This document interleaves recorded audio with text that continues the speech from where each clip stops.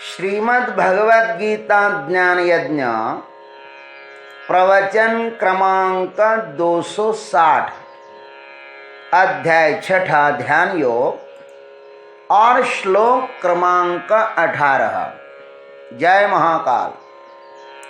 आज 18 जनवरी है और आज से अपने महामृत्युंजय महायज्ञ की पूर्णाहुति के ठीक 401 दिन शेष है।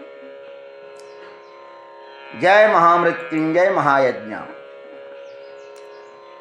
ओम त्र्यंबकं यजामहे सुगंधिं पुष्टिवर्धनम् उर्वारुकमिव बन्धनान् मृत्युर्मुक्षीयमामृतात् समस्त जन कल्याणि निरतं करुणामयं नमामि चिन्मयं देवं सद्गुरुं ब्रह्मविद्वरम् वसुदेवसुतं देवं कंसचाणूरमर्दनं देवकी परमानन्दं कृष्णं वन्दे जगद्गुरुम्। ओम तत्सत। ध्यान योगी साधक को क्या फल प्राप्त होता है उसे भगवान पिछले 27वें और इस प्रस्तुत 28वें श्लोक में बताकर अब इस प्रकरण का उपसंहार करते हैं। युञ्जन्नेवं सदात्मानं योगी विगत कल्मषः सुखेन ब्रह्म संस्पर्शम् अत्यन्तं सुखमश्नुते। एवं सदा आत्मानं युञ्जन् विगतः कल्मषः योगी सुखेन ब्रह्म संस्पर्शम् अत्यंतम सुखम अश्नुते। भगवान कहते हैं कि हे अर्जुन, इस प्रकार निरंतर अपने को परमात्मा में लगाता हुआ पाप रहित यह ध्यान योगी सुख पूर्वक परब्रह्म परमात्मा की प्राप्ति रूप अत्यंत आनंद को प्राप्त करता है। आइए इस पर हम अपने सद्गुरु के कृपा से चिंतन करते हैं। विगतः कल्मषः योगी। भगवान यहां पर फिर से इस ध्यान योगी को निष्पाप कहकर उसकी प्रशंसा करते हैं। ध्यान मार्ग पर चित्त की विक्षिप्तता ही चित्त का कल्मष है। ध्यान के लिए बैठने के बाद चित्त में परमात्मा के अतिरिक्त इस संसार का ही चिंतन होवे, संसार के प्रिय पदार्थों की ही स्मृति आवे, चित्त वृत्ति उन पदार्थों की स्मृति वलय से ही आच्छादित हो जाए, तो महाराज साधक को जानना चाहिए कि चित्त में कल्मष की मात्रा अधिक है। चित्त जब संसार का चिंतन करने लगे ना, ये चित्त में पाप होने के कारण होता है। कल्मषग्रस्त चित्त साधक को परमात्मा साक्षात्कार के लिए सहयोग नहीं कर सकता। चित्त पर चढ़ी हुई काई को ही कल्मष कहा जाता है। सर्वप्रथम इस चित्त को निर्मल करने की जरूरत है। चित्त को निर्मल करने के उपाय है दैनंदिन व्यवहार में शुद्धता लाना, जिसको युक्त चेष्टस्य कर्मसु इस पद से कहा गया है। हमारी समस्त इंद्रियों के व्यवहार अत्यंत शुद्ध होना चाहिए। अपने मन को पदार्थों में न लगाकर सतत परमात्मा के स्मरण में लगाना है। प्रभु का सानिध्य ही पापों से मुक्ति दिलाता है। संसार के चिंतन से वह हृदय में आकर बैठ जाता है और प्रभु के चिंतन से वह संसार बाहर चला जाता है। व्यर्थ का चिंतन ही अनर्थ का कारण है, इस बात को ध्यान रखो। अतः सांसारिक पदार्थों का उपयोग करना चाहिए और परमात्मा का भोग करो। हम उल्टा करते हैं, परमात्मा का उपयोग करते हैं और संसार का भोग करते हैं। अतः हमें न संसार का आनंद मिलता है न परमात्मा का। हम सभी जीवन भर मानसिक पीड़ा से त्रस्त रहते हैं।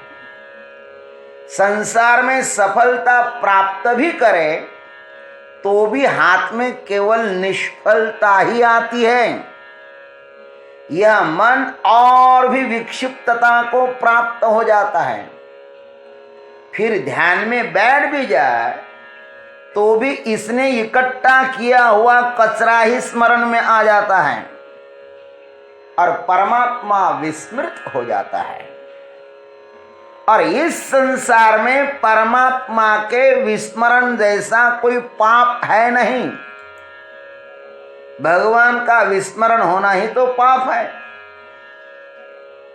शेष पापों के प्रायश्चित्त तो हो सकते हैं, किंतु इस पाप का कोई भी प्रायश्चित्त नहीं होगा, क्योंकि अवसर चुकने के बाद खेती को बोने से कोई मतलब नहीं होता।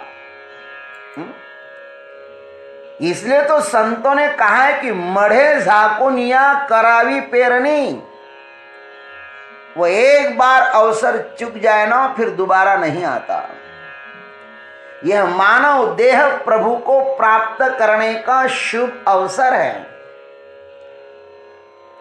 इसलिए मनुष्य मात्र ही ध्यान योग, भक्ति योग, ज्ञान योग के द्वारा प्रभु के साथ अपना संबंध स्थापित कर सकता है। मानव देह का एकमात्र लक्ष्य है प्रभु प्राप्ति। इसको छोड़कर जो केवल सांसारिक भोगों में ही मस्त रहता है ना, यही तो महान पाप है। उस प्रभु का तिरस्कार है महाराज। उस परमात्मा के साथ बहुत बड़ा अन्याय है। हम विराट को छोड़कर के क्षुद्र में अटक जाते हैं। अमृत के सागर को छोड़कर के हम कीचड़ के तालाब में अटक जाते हैं महाराज।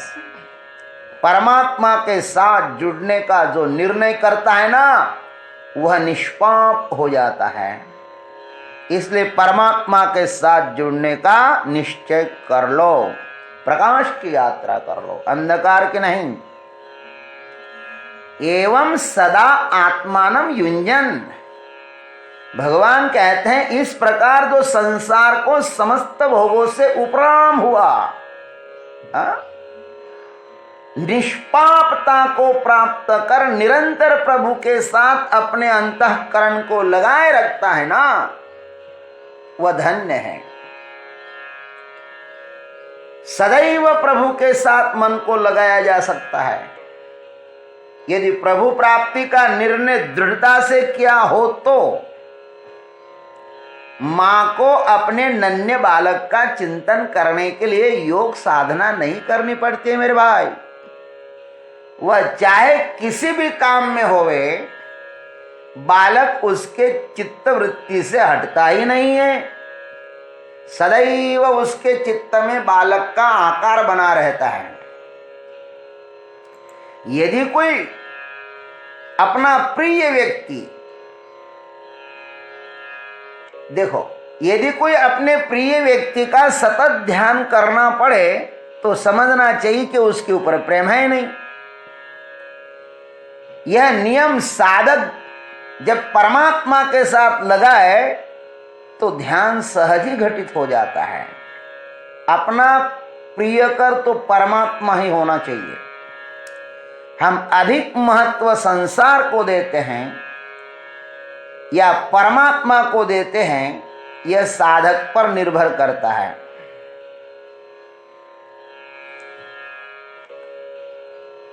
भगवान आगे कहते, सुखेन ब्रह्म संस्पर्शम अत्यंतम सुखम अश्नुते। जो साधक सांसारिक समस्त ऐन्द्रिक सुखों का उनके यथार्थता को जानते हुए उसका त्याग कर आनंद के साथ आत्मा को आलिंगन देता है ना, वह आत्यंतिक आनंद को प्राप्त कर लेता है। हमारे अनुभव में जो सांसारिक सुख आते हैं, उन समस्त सुखों का उद्गम स्थान अंतस्थ परमात्मा ही है। विषयों को आलिंगन देने से जो क्षणिक सुखानुभूति होती है, तो मनुष्य उन सुखों की लालच में अपना संपूर्ण आयुष्य उन सुखों को बेच देता है। दिन रात उन विषयों के स्मरण में तल्लीन रहता है, सदैव उनमें ही खोया हुआ रहता है। क्षणभंगुर विषय सुखों की इतनी महिमा है, तो जिस सौभाग्यशाली साधक ने समस्त रसों का, समस्त सुखों का, समस्त आनंदों का जो सागर है ना, उसका साक्षात्कार किया है, तो उसकी क्या स्थिति होगी? कितना सुख प्राप्त करता है। सुखेन ब्रह्म संस्पर्श अत्यंतम सुखम अश्नुते, ऐसा भगवान ने कहा। यस्य ब्रह्मणि रमते चित्तम नंदति नंदति नंदत्येव। परब्रह्म परमात्मा में रमन करने वाला चित्त सदैव आनंद मंगल में ही रहता है, कभी भी वह उस परमात्मा से विलग नहीं हो सकता। जीव और ब्रह्म एक ही भाव को प्राप्त हो जाते हैं। वैसे ही जैसे तेथ लवन जैसे जड़ाते सांडू ने, नमक जब पानी के साथ एक रूपता को प्राप्त हो जाता है ना, तो पानी से विलग नहीं हो सकता। इस महापुरुष के आनंद की कोई भी सीमा नहीं है। यह आनंद निरपेक्ष आनंद है। इसकी तुलना किसी भी सुख के साथ नहीं की जा सकती। हमें जिन सुखों का अनुभव है, वे सब सापेक्ष सुख है, लेकिन यह आनंद जो है ना, वह कैसा है? यह स्वरूपभूत आनंद है, अद्वितीय है। इस आनंद का कोई प्रतिद्वंदी है ही नहीं। ध्यान योगी साधक इस आनंद की प्राप्ति में तृप्त रहता है।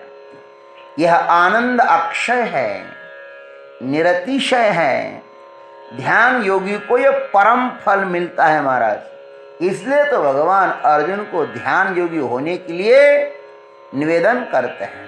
जय गुरुदेव, जय जगदीश्वर, जय जय महाकाल।